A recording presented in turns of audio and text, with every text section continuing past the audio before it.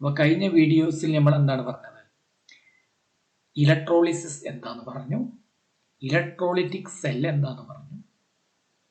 Electrolytic സെല്ലിൽ electricity pass ചെയ്യുമ്പം എന്തൊക്കെയാണ് നടക്കുന്നതെന്ന് ചെറിയൊരു രൂപത്തിൽ നമ്മൾ പറഞ്ഞു. അതായത് മോൾട്ടൺ സോഡിയം ക്ലോറൈഡിനെ നമുക്ക് മോൾട്ടൺ സോഡിയം ക്ലോറൈഡിൽ ഇലക്ട്രിസിറ്റി പാസ് ചെയ്ത് കഴിഞ്ഞാൽ കാഥോഡിൽ എന്ത് കിട്ടും, ആനോഡിൽ എന്ത് കിട്ടും നമുക്ക് ഇവിടെ പഠിക്കാനില്ല കേട്ടോ. അത് നിങ്ങൾ മനസ്സിലാക്കാൻ വേണ്ടി നമ്മൾ പറഞ്ഞിട്ടുള്ളൂ, പക്ഷെ നമ്മൾ അറിയണം കേട്ടോ.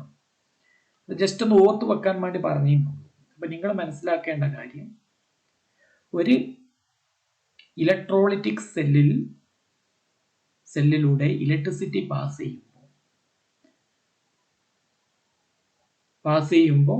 എന്താ നടക്കുക? ഞാൻ പറഞ്ഞു കാഥോഡ് പറഞ്ഞാൽ നെഗറ്റീവ് ചാർജ് ഉള്ള പ്ലേറ്റ് ആണ് ഇവിടെ കേട്ടോ. കാഥോഡിലോട്ട് ആരാണ് വരിക എന്നാ പറഞ്ഞത്? മോൾട്ടൺ സോഡിയം ക്ലോറൈഡിലൂടെ ഇലക്ട്രിസിറ്റി പാസ് ചെയ്യുമ്പോൾ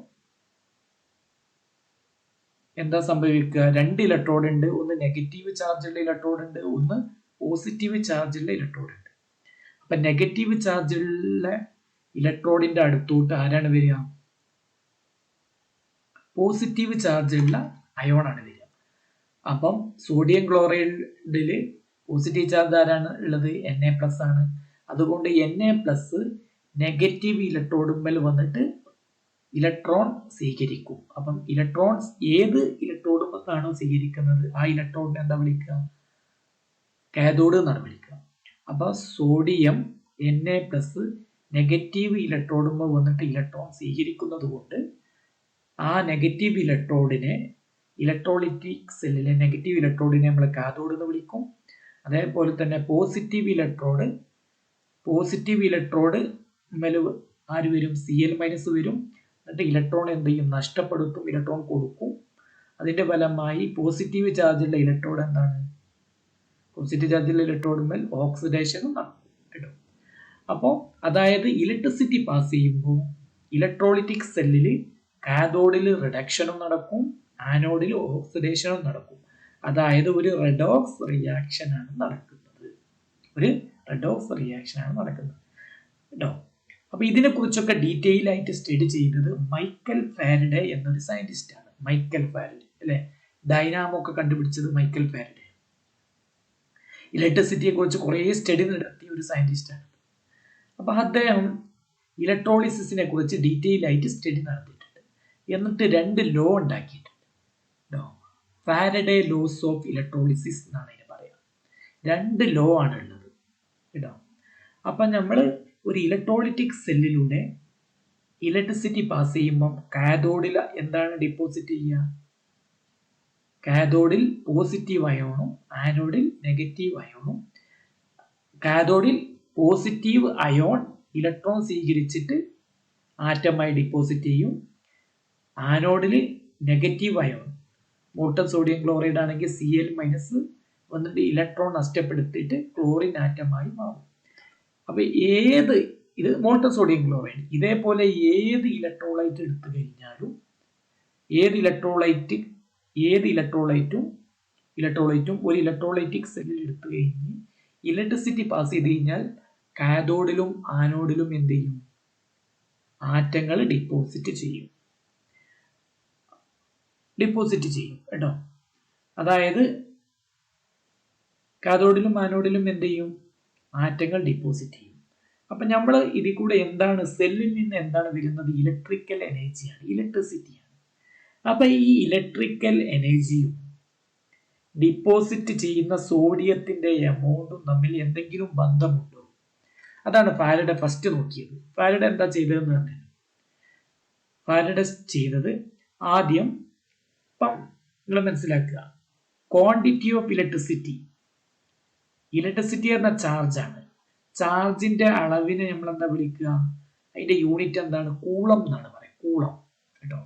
ക്വാണ്ടിറ്റി ഓഫ് ഇലക്ട്രിസിറ്റി എന്ന് പറഞ്ഞാൽ ചാർജ്. ക്വാണ്ടിറ്റി ഓഫ് ഇലക്ട്രിസിറ്റി എന്ന ഫ്ലോ ചെയ്യുന്ന ചാർജ് കേട്ടോ. അപ്പം ഒരു സെല്ലിൽ നിന്ന് നമ്മൾ എന്ത് ചെയ്യും? ചാർജ് ഫ്ലോ ചെയ്യിപ്പിക്കും, അതായത് ഇലക്ട്രിസിറ്റി കൊടുക്കും. അപ്പം കാഥോഡിലും ആനോഡിലും എന്ത് ആറ്റങ്ങൾ ഡിപ്പോസിറ്റ് ചെയ്യും. അപ്പം ഫാരഡെ കണ്ടെത്തിയ എന്താന്ന് അറിയണം. ഫാരഡെ എന്ത് ചെയ്തു പറഞ്ഞു, അതായത് ക്വാണ്ടിറ്റി ഓഫ് ഇലക്ട്രിസിറ്റി, അതായത് എമൗണ്ട് ഓഫ് ഇലക്ട്രിസിറ്റിന്റെ യൂണിറ്റ് കൂളമാണ്. അദ്ദേഹം ഒരു കൂളം ഇലക്ട്രിസിറ്റി പാസ് ചെയ്തു. അപ്പോൾ കുറേ സോഡിയം ഡിപ്പോസിറ്റ് ചെയ്തു. പിന്നെ 2 കൂളം ഇലക്ട്രിസിറ്റി പാസ് ചെയ്തു. അപ്പം കാഥോഡിൽ അതിനാട്ടി കൂടുതൽ സോഡിയം ഡിപ്പോസിറ്റ് ചെയ്തു. അതേസമയം തന്നെ ആനോഡിൽ ആര് ഡിപ്പോസിറ്റ് ചെയ്യുന്നുണ്ട്? ക്ലോറിനും ഡിപ്പോസിറ്റ് ചെയ്യുന്നുണ്ട്. അപ്പൊ ഏത് ഇലക്ട്രോളിറ്റിക് സെല്ലിലും ഇലക്ട്രിസിറ്റിന്റെ എമൗണ്ട് നമ്മൾ ഇങ്ങനെ കൂട്ടുക. കൂട്ടിക്കഴിഞ്ഞാൽ കാഥോഡിലും ആനോഡിലും ഡിപ്പോസിറ്റ് ചെയ്യുന്ന ആറ്റങ്ങളുടെ എമൗണ്ട് കൂടും കേട്ടോ. എമൗണ്ട് കൂടും. അതാണ് ഒന്നാമത്തെ ലോ. അതായത് ക്വാണ്ടിറ്റി ഓഫ് ഇലക്ട്രിസിറ്റിയും ഇലക്ട്രോലൈറ്റിലൂടെ പാസ് ചെയ്യുന്ന വൈദ്യുതിയുടെ അളവും ഇലക്ട്രോലൈറ്റിക് സെല്ലിൽ ഡിപ്പോസിറ്റ് ചെയ്യുന്ന സബ്സ്റ്റൻസിന്റെ ആറ്റത്തിന്റെ മാസും തമ്മിൽ ബന്ധമുണ്ട് എന്നാണ് ഫാരഡെ കണ്ടെത്തിയത്. എങ്ങനെ ബന്ധം? ക്വാണ്ടിറ്റി ഓഫ് ഇലക്ട്രിസിറ്റി, അതായത് എമൗണ്ട് ഓഫ് ഇലക്ട്രിസിറ്റി കൂടുമ്പോൾ amount of substance deposited at the electrode increases എന്ന് പറഞ്ഞാൽ ഡയറക്റ്റ്ലി പ്രപ്പോർഷണൽ എന്നാണ് കണ്ടെത്തിയത്. അതാണ് ഒന്നാമത്തെ ലോ. അപ്പൊ നോക്കി നമ്മൾ പറയാൻ പോവാണ് Faraday laws of electrolysis. Faraday first law of electrolysis, അതാണ് നമ്മൾ ആദ്യമായിട്ട് പറയാൻ പോകുന്നത്. എന്താണ്? The mass of substance deposited at the electrode is directly proportional to the quantity of electricity pass through the electrolyte. ഒരു ഇലക്ട്രോളിറ്റിക് സെല്ലിലൂടെ ഇലക്ട്രിസിറ്റി പാസ് ചെയ്ത് കഴിഞ്ഞാൽ എന്ത് ചെയ്യും? വിവിധ സബ്സ്റ്റൻസുകൾ, അതായത് വിവിധ ആറ്റങ്ങൾ ആനോഡിലും കാഥോഡിലും ഒക്കെ, ആനോഡിലും കാഥോഡിലും എന്ന് പറഞ്ഞു കഴിഞ്ഞാൽ ഇലക്ട്രോഡിൽ ഡിപ്പോസിറ്റ് ചെയ്യും കേട്ടോ. ആ ഡിപ്പോസിറ്റ് ചെയ്യുന്നതിന്റെ എമൗണ്ട്, അതായത് മാസ് കേട്ടോ, mass of the substance deposited at the electrode is directly proportional to quantity of electricity pass through the electrolyte. ഇലക്ട്രോലൈറ്റിലൂടെ എത്ര ക്വാണ്ടിറ്റി ഇലക്ട്രിസിറ്റി ആണോ പാസ് ചെയ്യുന്നത് അതിന് പ്രപ്പോർഷണൽ ആയിട്ട് ആയിരിക്കും എന്ത്? Mass of the substance deposited. അതായത് കൂടുതൽ ഇലക്ട്രിസിറ്റി പാസ് ചെയ്ത് കഴിഞ്ഞാൽ കൂടുതൽ മാസ് ഡിപ്പോസിറ്റ് ചെയ്യും. അതാണ് ഡയറക്റ്റ്ലി പ്രപ്പോർഷണൽ എന്ന് പറഞ്ഞു കഴിഞ്ഞാൽ. അതിന് നമുക്ക് എങ്ങനെ എഴുതാം? മാസിനെ നമ്മൾ W എന്നാണ് സാധാരണ ഉപയോഗിക്കുക കേട്ടോ. അതായത് വെയിറ്റ്, ഇവിടെ മാസ് കേട്ടോ. അപ്പം ഇവിടെ വെയിറ്റ് നമ്മൾ മാസ് എന്ന് കിട്ടും. രണ്ടും ഒന്ന് തന്നെയാണ് കേട്ടോ. നമ്മളിവിടെ ഗ്രാവിറ്റേഷണൽ ഫോഴ്സ് ഒക്കെ നമ്മൾ പറയുമ്പോൾ, അതായത് ഫിസിക്സിലൊക്കെ നമ്മൾ പറയുമ്പോൾ വെയിറ്റ് എന്ന് പറഞ്ഞു കഴിഞ്ഞാൽ mg ആണ്, മാസ് ഇൻറ്റു ആക്സിലറേഷൻ. ഇവിടെ വെയിറ്റ് മാസ് എന്നൊക്കെ പറഞ്ഞു കഴിഞ്ഞാൽ ഒരേ മീനിങ് ആണ്, മാസ് എന്ന് തന്നെയാണ് കേട്ടോ. അപ്പൊ മാസിന് W എന്നുള്ള സിമ്പിളാണ് ഉപയോഗിച്ചത്. അപ്പം മാസ്, ഈ മാസ് ആണ് ഉദ്ദേശിക്കുന്നത് കാഥോഡിലും ആനോഡിലും ഡിപ്പോസിറ്റ് ചെയ്യുന്ന ആറ്റത്തിന്റെ mass directly proportional to Q. Q പറഞ്ഞാൽ quantity of electricity which passes through the electrolyte. Okay. ഇവിടെ എഴുതിയിട്ടുണ്ട്. Where W is the mass of the substance deposited at the electrode. Q എന്ന് പറഞ്ഞാൽ quantity of electricity which passes through the electrolyte. Okay. അപ്പം ഇതാണ് the first law. W എന്ന് പറഞ്ഞാൽ എന്താണ്? Mass of the substance deposited at the electrode. കാഥോഡിലും ആനോഡിലും deposit ചെയ്യുന്ന സബ്സ്റ്റൻസിന്റെ മാസ്, സബ്സ്റ്റൻസ് ആണ് ഉദ്ദേശിക്കുന്നത് ആറ്റങ്ങൾ കേട്ടോ. ആറ്റങ്ങൾ directly proportional to Q. Q ആണ് ക്വാണ്ടിറ്റി ഓഫ് ഇലക്ട്രിസിറ്റി. അതായത് ഇലക്ട്രോലൈറ്റിലൂടെ എത്ര ക്വാണ്ടിറ്റി ഇലക്ട്രിസിറ്റി പാസ് ചെയ്യുന്നു അത്രയും മാസ് സബ്സ്റ്റൻസ് ആയിരിക്കും ആനോഡിലും കാഥോഡിലും ഡിപ്പോസിറ്റ് ചെയ്യുക. കൂടുതൽ ഇലക്ട്രിസിറ്റി ആണെങ്കിൽ കൂടുതൽ സബ്സ്റ്റൻസ് ഡിപ്പോസിറ്റ് ചെയ്യും. കുറഞ്ഞ ഇലക്ട്രിസിറ്റി ആണെങ്കിൽ കുറഞ്ഞ സബ്സ്റ്റൻസ് ഡിപ്പോസിറ്റ് ചെയ്യുള്ളൂ കേട്ടോ. അപ്പൊ ഇങ്ങനെ ഈ മാത്തമാറ്റിക്കൽ എക്സ്പ്രഷൻ എഴുതണം.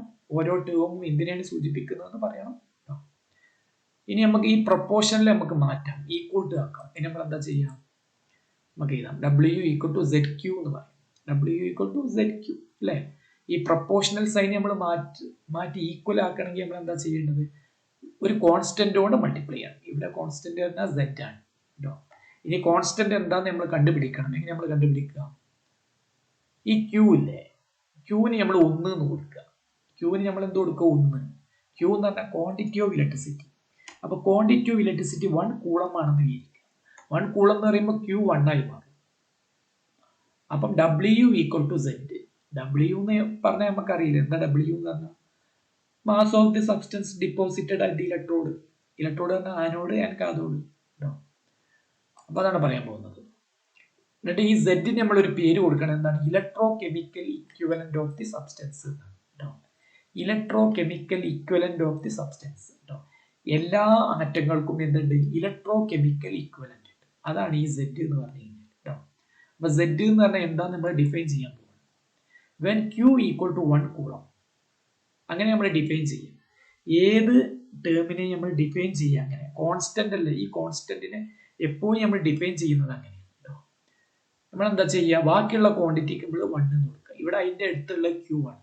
അപ്പൊ ക്യൂന്ന് 1 കൊടുക്കുക. ക്വാണ്ടിറ്റി ഓഫ് ഇലക്ട്രിസിറ്റിന്റെ യൂണിറ്റ് എന്താണ്? കൂളമാണ്. അപ്പൊ 1 കൂളം എന്ന് കൊടുത്തു, അതായത് 1 എന്ന് കൊടുത്തു. അപ്പൊ ഡബ്ല്യു ഈക്വൽ ടു സെഡ്. അപ്പൊ സെഡ് എന്താന്ന് നമുക്ക് മനസ്സിലായി. എന്താ സെഡ് എന്ന് പറഞ്ഞാൽ? ഡബ്ല്യു എന്ന് പറഞ്ഞാൽ സെഡ് ആയി. ക്യൂവിന് 1 കൂളം എന്ന് കൊടുത്തപ്പം ഡബ്ല്യു എന്തായി മാറി? സെഡ് ആയി മാറി അല്ലെ? ക്യൂവിന് 1 കൊടുത്തു, 1 കൂളം എന്ന് പറഞ്ഞാൽ അതിന്റെ യൂണിറ്റാണ്. അപ്പൊ 1 എന്ന് കൊടുക്കുക. അപ്പൊ ഡബ്ല്യു ഈക്വൽ ടു സെഡ് ആയി മാറി. ഡബ്ല്യു എന്ന് പറഞ്ഞാൽ നമുക്കറിയാം എന്താണ്? Mass of the substance deposited at the electrode. എപ്പം? ക്യൂവിന് നമ്മൾ എന്താ കൊടുക്കുന്നത്? 1 കൂളം. അതുകൊണ്ട് ഡെഫിനിഷൻ നമ്മൾ പറയാൻ പോവാണ്. സെഡ് എന്ന് പറഞ്ഞു കഴിഞ്ഞാൽ എന്താ നമ്മൾ പറയാൻ പോകുന്നത്? എന്താണ് സെഡ് എന്ന് പറഞ്ഞാൽ? Electrochemical equivalent. Electrochemical equivalent Z എന്ന് പറഞ്ഞാൽ എന്താണ്? The mass of the substance deposited at the electrode when 1 coulomb of electricity is passed through the electrolyte. Electrolytic സെല്ലിലെ ഇലക്ട്രോലൈറ്റിലൂടെ 1 കൂളം ഇലക്ട്രിസിറ്റി പാസ് ചെയ്യുമ്പോൾ കാഥോഡിലും ആനോഡിലും ഡിപ്പോസിറ്റ് ചെയ്യുന്ന ആറ്റത്തിന്റെ അല്ലെങ്കിൽ സബ്സ്റ്റൻസിന്റെ മാസിനെ വിളിക്കുന്ന പേരാണ് ഇലക്ട്രോ കെമിക്കൽ ഇക്വലന്റ്. അപ്പൊ സോഡിയം ആറ്റത്തിന്റെ ഇലക്ട്രോ കെമിക്കൽ ഇക്വലന്റ് കണ്ടുപിടിക്കണം. നമ്മൾ എന്താ ചെയ്യേണ്ടത്? ഇലക്ട്രോ കെമിക്കൽ സെല്ലിലൂടെ 1 കൂളം ഇലക്ട്രിസിറ്റി പാസ് ചെയ്യാം. ഇലക്ട്രോ കെമിക്കൽ സെല്ലിലൂടെ 1 കൂളം ഇലക്ട്രിസിറ്റി, നമ്മളൊരു സെല്ല് ഉണ്ടാവുമല്ലോ, ഇലക്ട്രോ കെമിക്കൽ സെല്ലിൽ ഒരു സെല്ല് ഉണ്ടാവും, ഒരു ബാറ്ററി ഉണ്ടാവും. അപ്പൊ അതിലൂടെ 1 കൂളം ഇലക്ട്രിസിറ്റി പാസ് ചെയ്യാം. അപ്പൊ എത്ര സോഡിയം ഡിപ്പോസിറ്റ് ചെയ്യുന്നുണ്ട് നോക്കുക. ആ സോഡിയത്തിന്റെ എമൗണ്ട് ആണ് എന്ത്? Electro chemical equivalent of sodium എന്ന് പറയുന്നത്. ഇനി ക്ലോറിന്റെ ഇലക്ട്രോ കെമിക്കൽ ഈക്വലന്റ് ആണെങ്കിൽ എന്താ ചെയ്യേണ്ടത്? 1 കൂളം ഇലക്ട്രിസിറ്റി പാസ് ചെയ്യാം. അപ്പൊ എത്ര ക്ലോറിൻ ഡിപ്പോസിറ്റ് ചെയ്യുന്നതെന്ന് നോക്കുക കേട്ടോ. അപ്പൊ നമ്മൾ 1 കൂളമൊന്നുമല്ല പാസ് ചെയ്യുക, 10 കൂളമൊക്കെയാണ് പാസ് ചെയ്യും. അപ്പൊ 10 കൂളം പാസ് ചെയ്യുമ്പോൾ എത്ര മാസ് കിട്ടുന്നുണ്ട് നമ്മൾ നോക്കുക. അപ്പൊ 10 കൂളത്തിന്റെ അറിഞ്ഞു കഴിഞ്ഞാൽ 1 കൂളത്തിന്റെ നമുക്ക് കണ്ടൂടെ? കാണാൻ പറ്റും കേട്ടോ. ഇതേപോലെ ഏത് ആറ്റത്തിന്റെയും ഇലക്ട്രോ കെമിക്കൽ ഇക്വലന്റ് നമുക്ക് കണ്ടുപിടിക്കാൻ പറ്റും. ഇപ്പൊ മഗ്നീഷ്യത്തിന്റെ ഇലക്ട്രോ കെമിക്കൽ ഇക്വലന്റ് കാണണമെങ്കിൽ എന്താ ചെയ്യേണ്ടത്? മഗ്നീഷ്യത്തിന്റെ ഒരു ഇലക്ട്രോലൈറ്റ് എടുക്കുക, അതായത് മഗ്നീഷ്യം ക്ലോറൈഡോ മഗ്നീഷ്യം സൾഫേറ്റോ എടുക്കുക. എന്നിട്ട് എന്താ ചെയ്യുക? 1 കൂളം ഇലക്ട്രിസിറ്റി പാസ് ചെയ്യുക.